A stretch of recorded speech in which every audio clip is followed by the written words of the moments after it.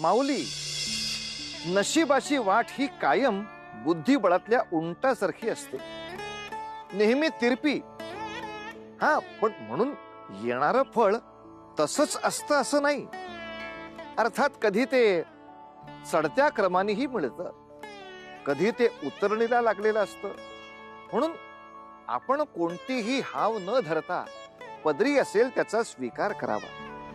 आपल्या वाट्याला आलेलं पुण्य इतरांना देऊन आपल्या पुण्याचं पारडं जड होतं हे खरंय. आपलं आयुष्यच बदलून जातं त्याच्यामुळे. परंतु नियतीनं जे आपल्या माथे लिहिलंय ना, ते बदलत नाही, बदलत नाही. नियतीला आपण फसवू शकत नाही, पण आपण स्वतःला मात्र नेहमी फसवत असतो.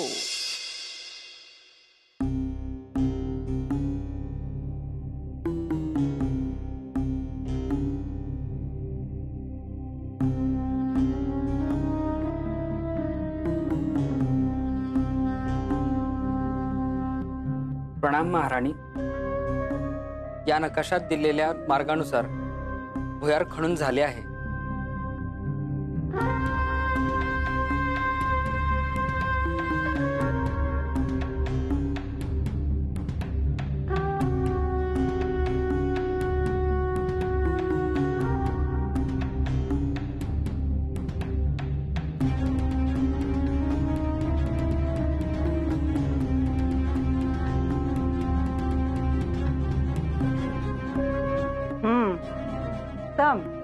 म्हणजे उद्या अचानकपणे आमच्यावर आक्रमण झाले तर या मार्गाने आम्ही सुखरूपपणे बाहेर जाऊ शकतो, हो ना? होय महाराणी, त्यासाठीच आपण हा मार्ग निर्माण केला आहे. उत्तम. सुनंदा जी. जी.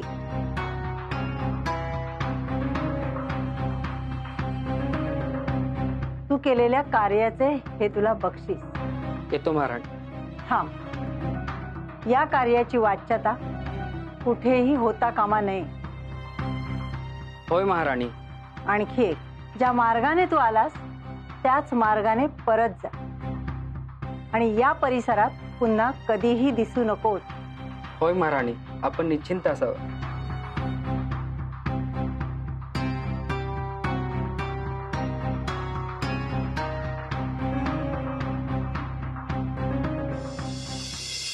पाहिलं सुनंदा, आता आमच्या मार्गातला अडसरही दूर झाला.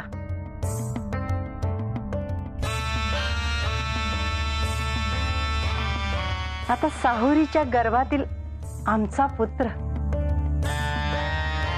धरतीच्या उदरातून आमच्याकडे येणार आणि मग आपण पुत्र जन्माचा सोहळा साजरा करू. आणि आता आमच्या मार्गात कुठलाही नवा अडसर येणार नाही.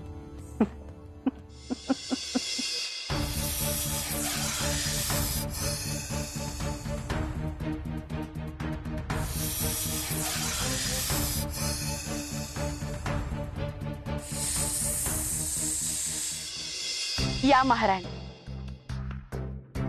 मोकळ्या हवेत अगदी प्रसन्न वाटेल पहा आपल्याला. खरं तर गर्भारपण हा स्त्रीच्या आयुष्यातील कधीच न संपणारा असा अविस्मरणीय काळ असतो. नाही ग सुनंदा, मला तर असे झाले कधी एकदा हा अखेरचा मास संपतो आणि माझ्या पोटावरचे ओझे उतरते. महाराणी, असे का म्हणत आहात आपण? नाहीतर काय, सतत हे गरोदरपणाचे नाटक करता करता नाकी नऊ आले आहेत. डोक्यात एकसारखा एकच विचार असतो की उद्याही आपले भिंग फुटेल. कधी कधी असे वाटते एखादी अदृश्य सावली आपला पाठलाग करत आहे, आपल्याला भय दाखवत आहे की आपले हे सोंग जगासमोर आणेल. आणि या भयाने सुनंदा मला रात्र रात्र डोळ्यास डोळा लागत नाही ग. महाराणी, मी आपले दुःख समजू शकते, आपली भीती देखील रास्त आहे. परंतु हा खेळ इथवर आपण अगदी यशस्वीपणे पार पाडला, हो ना? आता अखेरचे काही दिवसच उरलेत. असे नकारात्मक विचार मनात आणून चालायचं नाही. तेही खरे आहे सुनंदा. हे अखेरचे दिवस सुखरूप पार पडावे म्हणजे झाले. हे गरोदरपणाचे नाट्य लवकरच संपणे आवश्यक आहे. महाराणी, महाराणी, महिपती, तू इथे काय करतोयस? तुला बजावले होते ना दिवस रात्र साहुरीच्या दाराबाहेर पहारा द्यायचा म्हणून. मग इथे काय करतोयस? तेच करत होतो, परंतु तेथे एक दुर्घटना घडली. दुर्घटना? काय झाले? साहुरी देवी यांना सर्पाने दंश केला. काय? आणि त्यातच त्यांची शुद्ध हरपली. सुनंदा, महाराणी, महाराणी, सावरा स्वतःला. मी पाहून येते काय झाले ते. चल.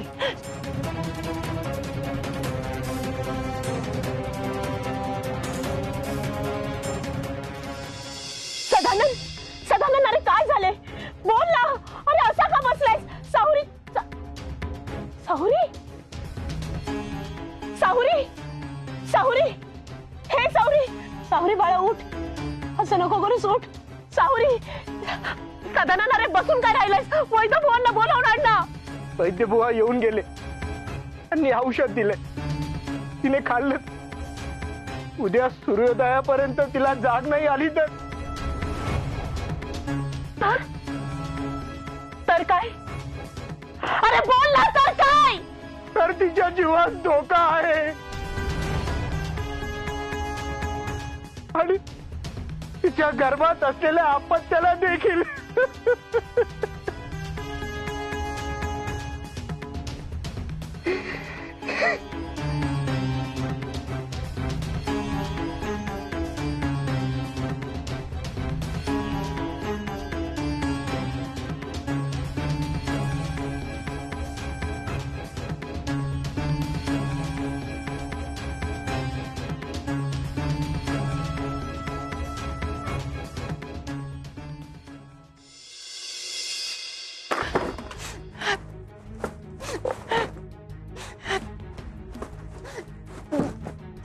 नाही नाही नाही, नियती माझ्यासोबत असा क्रूर खेळ खेळू शकत नाही.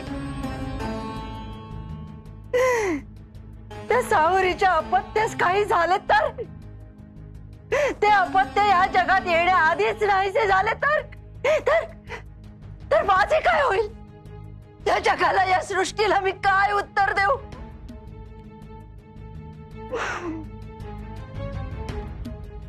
त्या गर्भाला इतके दिवस मी पोटात वाढवले, तो गर्भ अचानक एक रात्री नाहीसा. नाही नाही, हे सत्य जर जगासमोर आले तर माझे जगणेही कठीण होईल. मी महाराजांशी विश्वासघात केला असे सारी प्रजा ओरडून सांगेल. मग महाराज माझ्याकडे परतून पाहणार देखील नाही. नाही परमेश्वरा, परमेश्वरा, आपण उचललेले हे निर्दयी पाऊल मागे घ्या. हे निर्दयी पाऊल मागे घ्या परमेश्वरा. हे निर्दयी पाऊल मागे घ्या. महाराणी,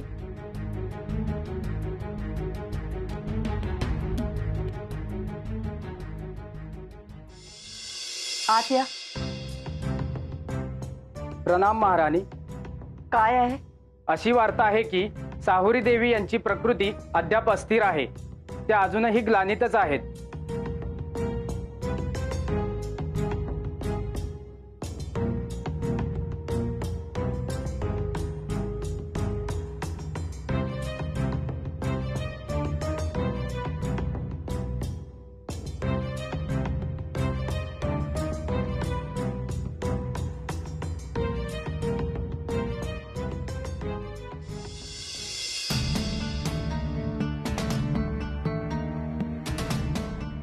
परमेश्वरा, जर या साहुरीस काही झाले तर माझे भवितव्य अंधारातच जाईल. महाराणींनी एकच दायित्व दिलं होतं, ते देखील मी व्यवस्थित पार नाही करू शकत. म्हणजे महाराणीने जे द्रव्य, धनराशी मला देणार होत्या ते नाहीच मिळणार. माझ्या स्वप्नांचे मनोरे ढासळणार. नाही नाही, काहीही करून ही साहुरी पूर्ववत व्हायला हवी. देवा, आयुष्यात आतापर्यंत एकच व्रत सांभाळत होतो मी, जमेल तशी तुझी सेवा करायचो. निदान कधीतरी माझ्या हाताने काही पुण्यकर्म घडलं असेल, माझ्या गाठीशी काही पुण्य जमा झाले असेल तर ते माझ्या बायकोला, साहुरीला त्याचा लाभ मिळू दे. माझे सर्वस्व त्याग करण्यास माझी तयारी आहे. हवे असेल तर माझे प्राण घे, परंतु माझ्या बायकोला जीवनदान दे. काही अवधीमध्ये सूर्योदय होईल. येणारा सूर्योदय आमच्या सर्वांच्या चेहऱ्यावर प्रसन्नता आणेल, हीच प्रार्थना तुझ्या चरणी करतो.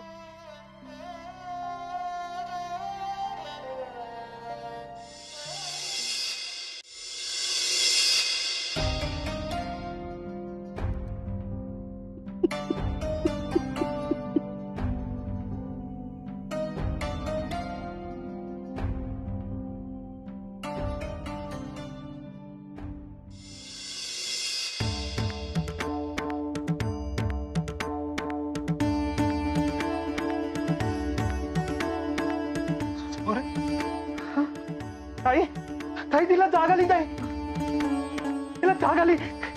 सावरी, सावरी, सावरी, बाळा, बाळा डोळे उघड. अरे पाणी घेऊन ये. सावरी, सावरी, बेटा उठ, उठ.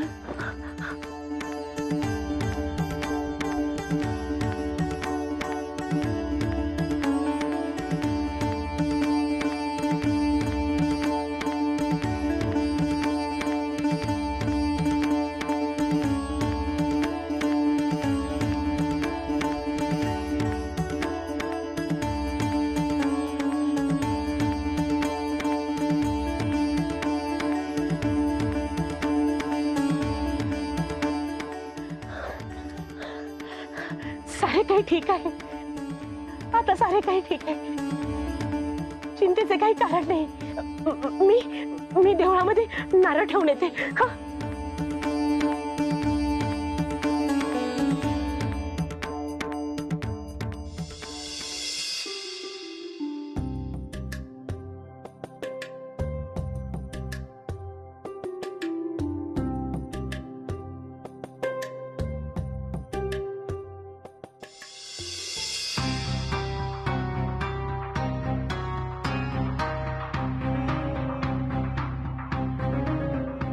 महाराणी, महाराणी, अहो काय केलं आपण हे? आपल्याला अशा अवस्थेत कोणी पाहिले तर किती मोठे आक्रीत घडेल. महाराणी, अहो इतके दिवस, इतके मास आपण जपलेले बिंग फुटेल. महाराणी, असे होता कामा नये. अहो होत्याच नव्हते होईल. होत्याचे नव्हते तर होऊन गेले. आता हे सोंग पांघरून काय उपयोग? नाही महाराणी, नाही. अद्याप आपला डाव उधळलेला नाहीये. परंतु आपणास अशा अवस्थेत जर कोणी पाहिले तर मात्र तो निश्चितच उधळेल. चला महाराणी. महाराणी, आत येऊ का?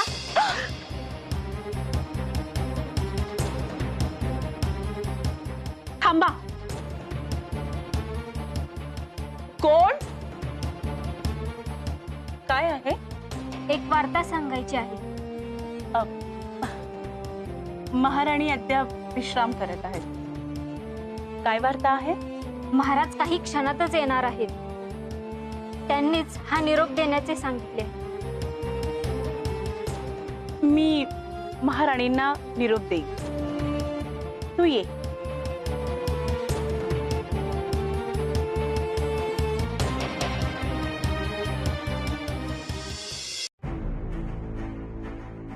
महाराणी, महाराणी, महाराज आपल्या भेटीसाठी निघालेत.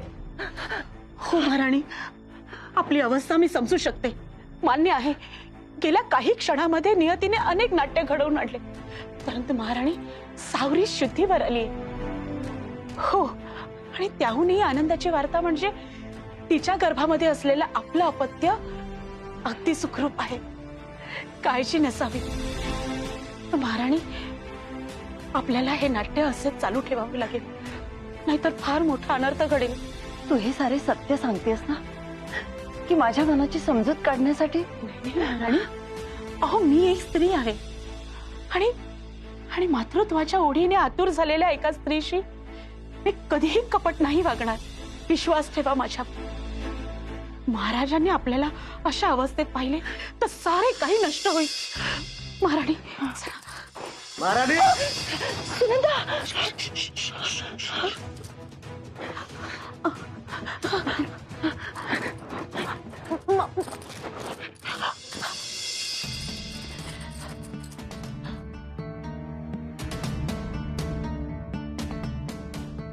महाराज, सुनंदा,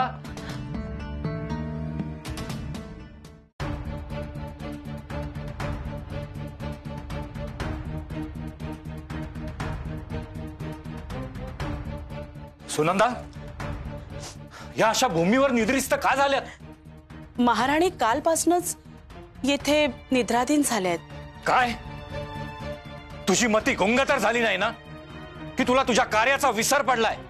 इतक्या नाजूक अवस्थेतील गर्भार स्त्रीला भूमीवर निद्रिस्त करू नये हे योग्य की अयोग्य हे आम्ही सांगावं तुला? क्षमा असावी महाराज, आपला राग मी समजू शकते. मी देखील त्यांना हेच सांगितले, परंतु त्यांनी जाणून बुजून हे कृत्य केले. कारण कारण कारण त्यांना त्यांना तसे व्रत करावयास सांगितले होते. व्रत? होय महाराज, भूनिद्रा व्रत म्हणजे भूमीवर निद्राधीन झाल्यास पोटातील अर्भकामध्ये पंचमहाभूतातील भूतत्वाचे गुण अंतर्भूत होण्यास सहाय्य होते. आणि असे करावयास त्यांना पुरोहितांनीच सांगितले होते. म्हणून असे या व्रताबद्दल आम्ही अनभिज्ञ आहोत. जी महाराज, आता त्या विश्राम करत आहेत, परंतु आपण येऊन गेल्याचे त्यांच्या कानी घालेल मी. ठीक, काही अवधी पश्चात आम्ही पुन्हा येऊ, तेव्हा राणींची भेट. जी महाराज. प्रणाम महाराज.